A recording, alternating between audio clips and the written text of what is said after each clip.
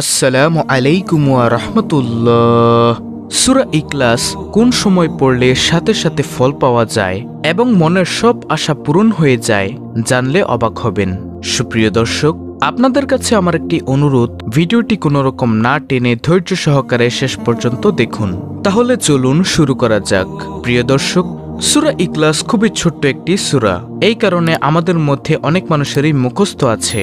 যারা পবিত্র কোরআন শরীফ পড়তে জানেন তাদের, এবং যারা পবিত্র কোরআন শরীফ পড়তে জানে না তাদের মধ্যেও অনেক মানুষের জানা আছে।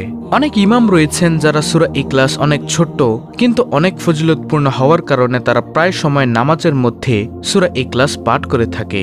আর সূরাটি খুব ছোট্ট হওয়ার কারণে মানুষের মুখস্থ হয়ে যায়। তারপরেও যাদের মুখস্থ নেই তাদেরকে আমি আজকের এই আমলটি বলে দেওয়ার পর মুখস্থ করানোর চেষ্টা করব ইনশাআল্লাহ। তার আগে আমি আপনাদেরকে জানাবো আমলটি কিভাবে করবেন, কোন নিয়মে পড়তে হয় এবং সূরা ইখলাসের কিছু ফজিলত সম্পর্কে আমি আপনাদেরকে জানাবো ইনশাআল্লাহ। তারপরে আমি যাদের সূরা ইখলাস মুখস্থ নেই তাদেরকে মুখস্থ করানোর চেষ্টা করব। সূরা ইখলাসের বর্ণনা করতে গিয়ে সূরা ইখলাসকে পবিত্র কোরআনের 1/3 বলা হয়েছে। তাহলে একবার শুনুন এই সূরা ইখলাসের কত গুরুত্বপূর্ণ ফজিলত রয়েছে। একবার এক সাহাবী নামাজের প্রতি 2 রাকাতের মধ্যে একবার সূরা ইখলাস পড়তেন।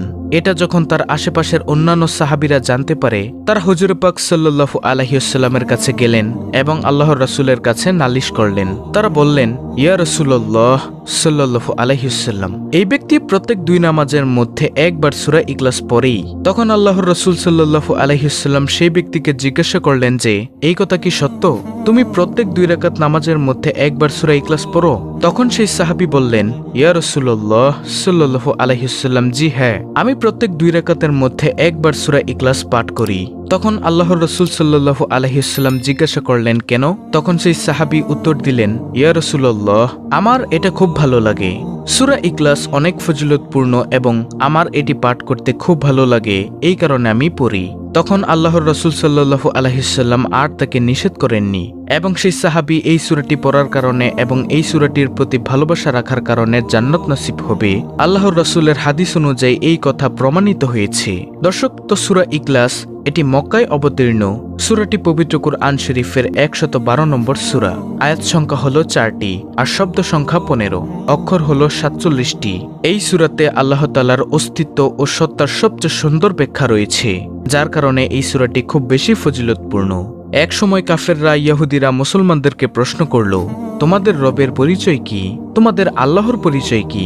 সে কিসের তৈরি? সোনা, রূপা নাকি মাটির তৈরি? সে কিসের তৈরি? এই প্রশ্নটি যখন মুসলমানদেরকে করা হলো তখন তার জবাবে এই সূরা ইখলাসটি নাজিল হয়েছে। হাদিসে এসেছে, যখন এক ব্যক্তি রাসূলুল্লাহ সাল্লাল্লাহু আলাইহি ওয়াসাল্লামের কাছে গিয়ে জিজ্ঞাসা করলেন যে, আমি সূরা ইখলাসকে ভালোবাসি, তখন আল্লাহর রাসূল সাল্লাল্লাহু আলাইহি ওয়াসাল্লাম বললেন, এই সূরাকে ভালোবাসার কারণে তুমি জান্নাতে যেতে পারবে। সুবহানাল্লাহ। মুসনাদ আহমদ শরীফে হাদিসটি রয়েছে। তো প্রিয় দর্শক, এখন আপনারা নিশ্চয়ই বুঝতে পারছেন যে এই সূরা ইখলাস কত ফজিলতপূর্ণ। রাসূল সাল্লাল্লাহু আলাইহি ওয়াসাল্লাম বললেন, তোমরা সবাই একত্রিত হয়ে যাও, আমি তোমাদেরকে কোরআনের 1/3 শোনাবো। এরপর রাসূল সাল্লাল্লাহু আলাইহি ওয়াসাল্লাম সূরা ইখলাস তেলাওয়াত করা শুরু করলেন। মুসলিম শরীফের হাদিস, তিরমিজি শরীফের হাদিস। প্রিয় দর্শক, বিপদ আপদ বালা মুসিবতে এই সূরাটি পাঠ করলে আল্লাহ তাআলা তাকে বিপদ আপদ থেকে মুক্তি দিয়ে থাকেন। হাদিস শরীফে এসেছে, রাসূলুল্লাহ সাল্লাল্লাহু আলাইহি ওয়াসাল্লাম বললেন, যে ব্যক্তি সকাল বিকাল সূরা ইখলাস, সূরা ফালাক, সূরা নাস পাঠ করবে, আল্লাহ তাআলা তাকে সব ধরনের বিপদ আপদ বালা মুসিবত এবং হতাশা থেকে রক্ষা করবেন। আবু দাউদ, তিরমিজি ও নাসাই শরীফে হাদিসটি রয়েছে। দর্শক, আপনাদেরকে আরেকটি সুন্দর হাদিস শোনাই, তা হলো রাসূলুল্লাহ সাল্লাল্লাহু আলাইহি ওয়াসাল্লাম প্রত্যেক দিন ঘুমানোর আগে সূরা ইখলাস এবং সূরা ফালাক, সূরা নাস পাঠ করতেন। এরপর তার 2 হাতে ফু দিয়ে পুরো শরীর এবং মাথা মাসেহ করতেন, তারপর ঘুমিয়ে পড়তেন। বুখারী, আবু দাউদ ও তিরমিজি শরীফের হাদিস। দর্শক, এখন পর্যন্ত আপনি সূরা ইখলাসের অনেক ফজিলত সম্পর্কে শুনেছেন। এখন আমি আপনাদেরকে জানাবো সূরা ইখলাস কতবার এবং কখন পাঠ করলে সাথে সাথে মনের সব আশা পূরণ হবে এবং সব ধরনের বিপদ আপদ থেকে বাঁচতে পারবেন। এখন আমি সূরা ইখলাসের এই আমলটি সম্পর্কে আলোচনা করব ইনশাআল্লাহ। মনোযোগ দিয়ে শুনুন। দর্শক, তো এই সূরাটি আমল করার সময় হলো শুক্রবার দিন আসরের নামাজের পর থেকে মাগরিবের নামাজের আগ পর্যন্ত। মাঝের এই সময়টিতে আপনি এই সূরাটি 3 বার বা 5 বার বা 10 বার পাঠ করবেন। পাঠ করার সময় আপনার সেই চাওয়া পাওয়াগুলো আপনার স্মরণে রাখবেন। ধরুন আপনি কোনো শত্রুর শত্রুতামি থেকে রক্ষা পেতে চান, তাহলে তার স্মরণে নিয়ে সূরা ইখলাস 3 বার, 5 বার বা 10 বার শুক্রবার আসরের নামাজের পরে মাগরিবের নামাজের আগ পর্যন্ত পাঠ করবেন। তাহলে ইনশাআল্লাহ আপনি অবশ্যই ফলাফল পাবেন, যদি আপনার নিয়ত ঠিক থাকে এবং আপনার জন্য যদি আপনার সেই চাওয়াটি কল্যাণকর হয়ে থাকে, আল্লাহ তাআলা অবশ্যই আপনার দোয়া কবুল করবেন। আপনি সেই শত্রুর শত্রুতামি থেকে রক্ষা পাবেন। আর যদি আপনি কোনো বালা মুসিবত কিংবা কোনো দুঃখ কষ্ট দূর করার জন্য এই আমলটি করতে চান, তাহলে সেই বালা মুসিবতকে স্মরণ করে বা সেই দুঃখ কষ্টকে স্মরণ করে আপনি শুক্রবার আসরের নামাজের পর থেকে মাগরিবের নামাজের আগ পর্যন্ত এই সূরাটি 3 বার, 10 বার অথবা 5 বার পাঠ করবেন। এখানে একটি কথা হলো প্রিয় দর্শক, যদি আপনি শুক্রবার দিনে এই আমলটি করতে মনে না থাকে তাহলে কখন করবেন? তাহলে সেই আমলটি করবেন বৃহস্পতিবার আসরের পর থেকে মাগরিবের নামাজের সময়ের আগ পর্যন্ত। আর যদি আপনার সেই দিনও এই আমলটি করতে মনে না থাকে, তাহলে এই আমলটি আপনি কখন করবেন?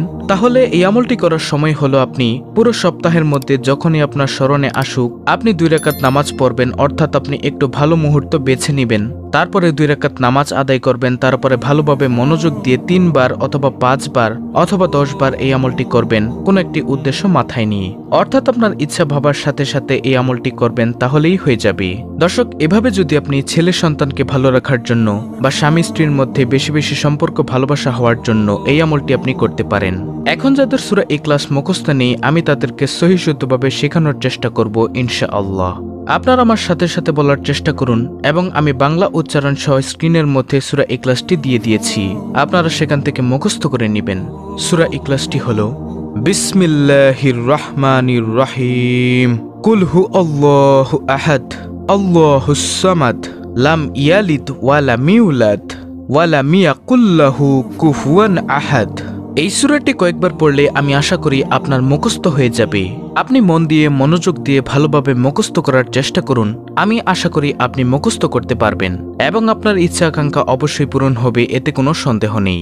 কারণ কোরআনের আমল, কোরআনের দোয়া কার্যকর হবে না এমনটা হতে পারে না। আপনি যদি নিয়ম অনুযায়ী ভালোভাবে আমলটি করেন তাহলে অবশ্যই এই আমলের ফল পাবেন। আর যদি আপনি এই আমলের নিয়মটি ভালোভাবে না শুনে থাকেন, তাহলে আমি অনুরোধ করছি আপনি ভিডিওটি আরও একবার দেখুন এবং নিয়মকানুনটি ভালোভাবে শুনুন, তারপরে আমলটি করুন।